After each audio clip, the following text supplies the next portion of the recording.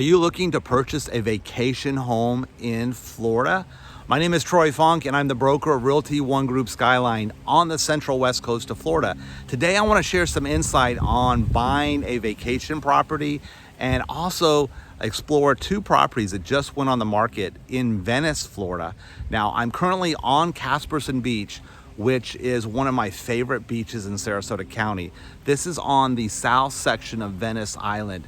I'm going to turn the camera around, walk down the beach as I discuss purchasing a vacation rental property in Florida. Our journey here on Casperson Beach, we are at the southern part of Venice Island. And Casperson Beach is a very different beach compared to the other islands of Sarasota.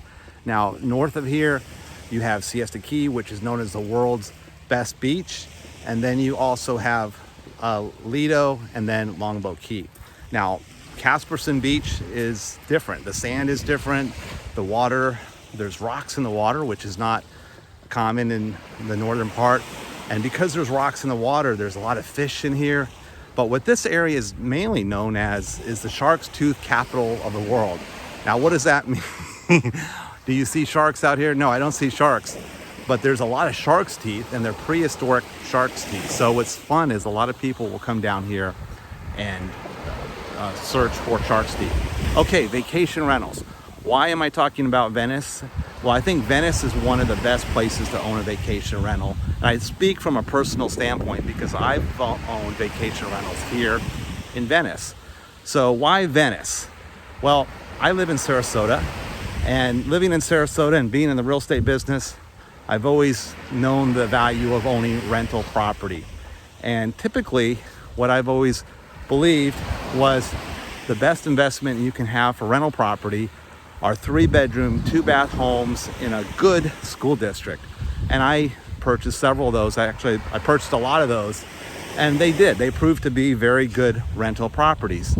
I never have had a problem renting a home here in Sarasota. In fact, just the opposite. When I would put a home for rent, I would have 50 people that want to rent it. And right now I understand there's 100 people that would want to rent a house in Sarasota. So never have a problem renting the properties, but I haven't always had good tenants. And in fact, I've had some nightmares on bad tenants. And I've learned, just because you pull up in a nice car and you've got a good job and the application is good, everything can look good on paper, so to speak, right? And still end up with a rotten tenant. Well, yes, I've had some bad experience, but I've had some good experiences. And one of those good experiences was that I had a tenant contact me on one of my rental properties and say, I want to purchase your property. Now, I didn't want to sell it. I didn't think I wanted to sell it, but selling it would put a lot of money in my account or give me a lot of equity that I would have to pay tax on. And I said, wait, let me just rethink this for a second. Why don't I sell that property to the tenant and do a 1031 and buy a property on Venice? And that's what I did. And it turned out to be an excellent decision. So I went from owning a 3-bedroom, 2-bath home off the island away from here to buying a 2-bedroom, 1-bath home that I paid double the price for because of its proximity to the beach. Now, in doing that, I realized the numbers are not going to work. They're not going to work as a annual rental, just because the rent that I could get wasn't going to give me the same return that I was going to get on a 3-bedroom home. So I decided to turn it into a vacation rental. And it's the first time I had done that. And when I closed on the property, and this is a 2-bedroom, 1-bath home that I purchased here close to the beach, I went into one of the furniture stores, furnished it, bought linens and china and all the things you need to live in the property. And I put it for rent. Well, again, I had no problem renting it. In fact, the demand was still strong. But there were some really key advantages to owning that vacation property compared to my annual rentals. The first advantage was on the vacation rental, the tenant gave me all the money up front before they moved in. So I've never had to worry about an eviction on a vacation rental.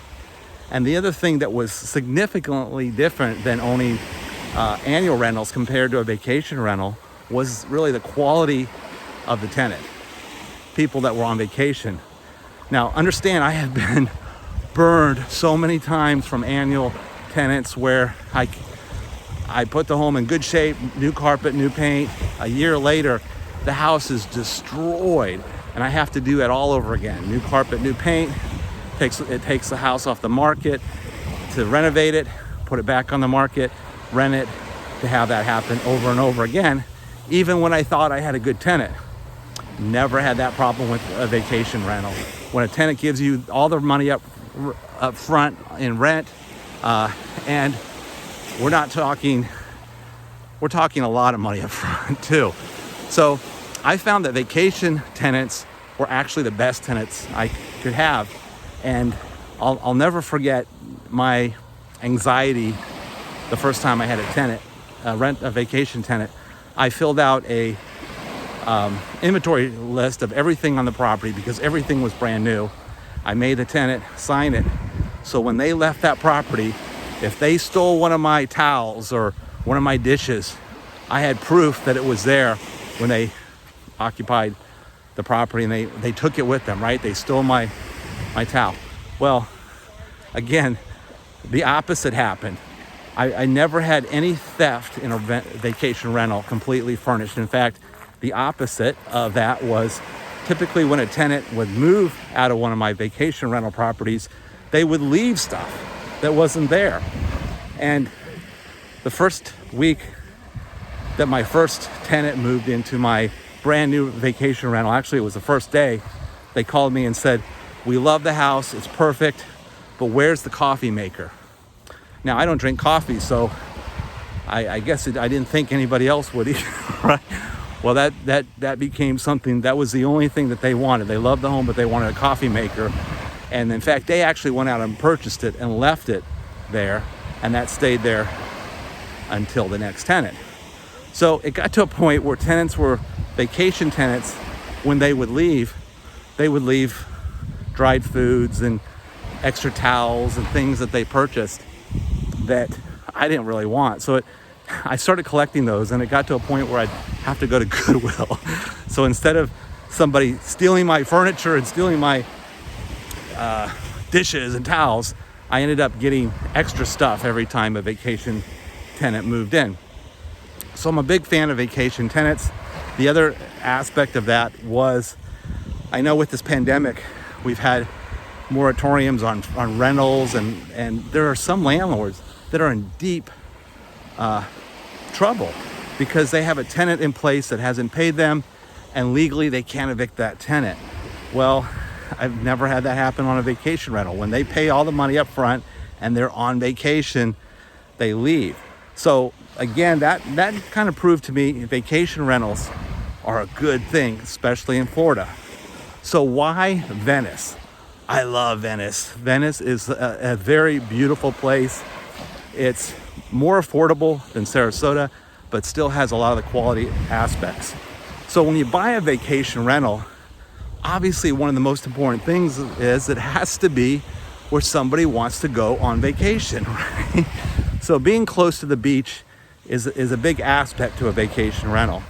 So I mentioned I have two properties that actually just went on the market yesterday in Venice, and these are great vacation rental potentials. One property is vacant. Well, there's no tenants in place. The house is furnished, it's ready to go, but there's no leases in place. You would have to do the marketing and get a tenant in place. The other property has a tenant in place, and their rent is paid to February of next year. Now, when you buy that property is being sold subject to the leases, which means that the new owner owns the property, but the tenants stay. When you purchase the property, the tenants already have an existing lease, but they're paying top market rent. So you're buying a great investment, and you're buying a plug and play opportunity. So one has a tenant in place, The other one doesn't have a tenant in place. Now, the differences between the two houses, one is closer to the beach and is a 3-bedroom, 2-bath.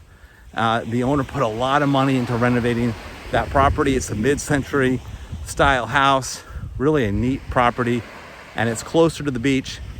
That property is about $100,000 more than the other property that's further from the beach, that's actually just a 2-bedroom, 1-bath. So which house would I buy of the two? I'd buy them both. They're both great investments. So there are opportunities, especially when you can be creative and buy maybe a property that already has an existing tenant in place, or buy a property that you can turn into a rental property, such as this other home that is sold turnkey furnished, just needs to be marketed for a tenant.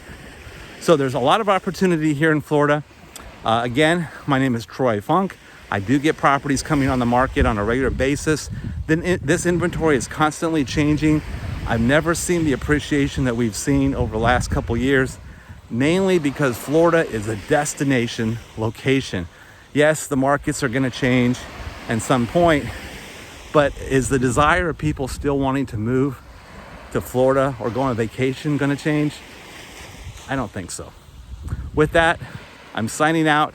I'll see you on our next video. Thank you.